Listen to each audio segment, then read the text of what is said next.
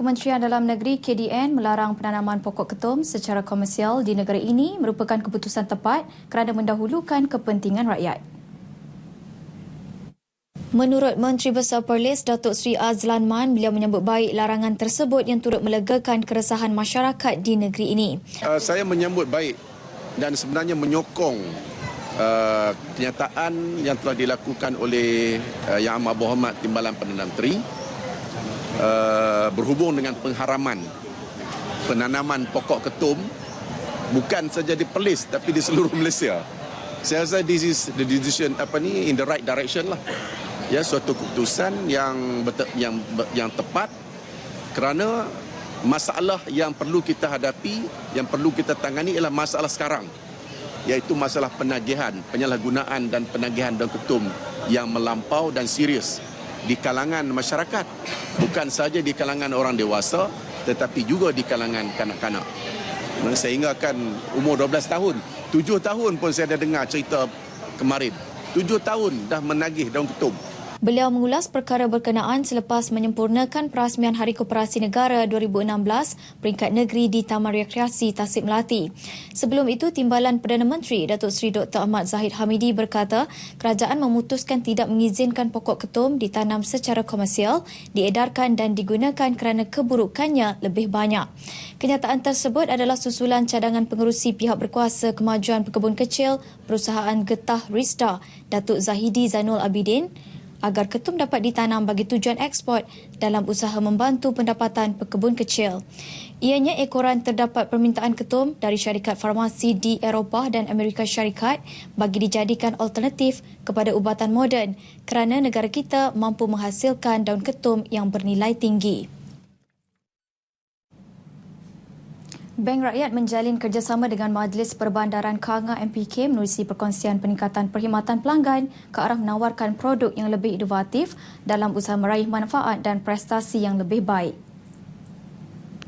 Menurut Pengarah Urusan Bank Rakyat Datuk Mustafa Abdul Razak, MPK juga akan menggunakan perkhidmatan Bank Rakyat untuk pembayaran gaji kaki tangannya. Selain Bank Rakyat pula turut menawarkan khidmat pembayaran cukai pintu di kaunternya. Bank Rakyat turut menyasarkan pembayaran gaji. Hampir 40,000 kaki tangan kerajaan di Perlis turut menggunakan perkhidmatannya. Dekan antara Bank Rakyat dengan MPK adalah semua cukai-cukai pintu boleh dibayar melalui Bank Rakyat, sama ada menggunakan Air Rakyat, di samping itu juga boleh menggunakan Jompay. Di samping itu gaji-gaji kaki tangan MPK juga telah mula dikreditkan di Bank Rakyat.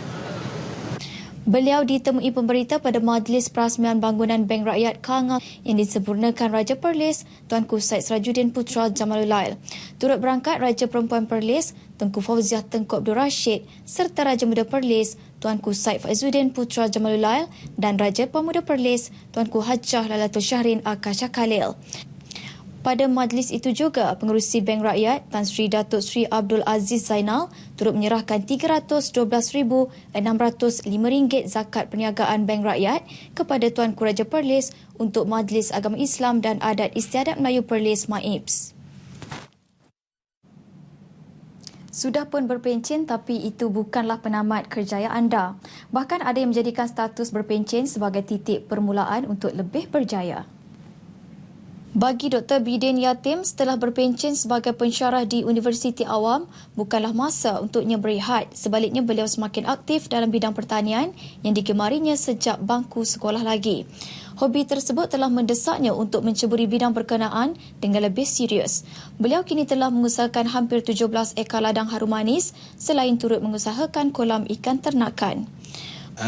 Berpencen itu bukan bermakna kita habis kerja dah.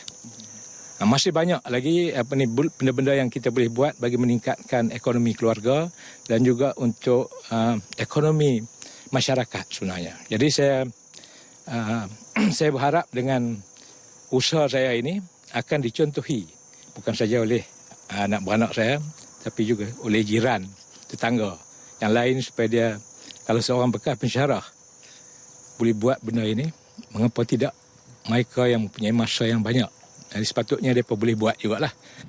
Menurutnya lagi, beliau kini turut menjalankan inisiatif mengumpul pengusaha harum manis mewujudkan koperasi usahawan harum manis sendirian berhad yang telah pun didaftarkan dengan Suruhanjaya Koperasi. Ianya bermatlamat bagi meningkatkan pengeluaran serta membimbing mereka agar setanding dengan usahawan pertanian lain. Laporan itu mengakhiri bahan berita dari Perlis.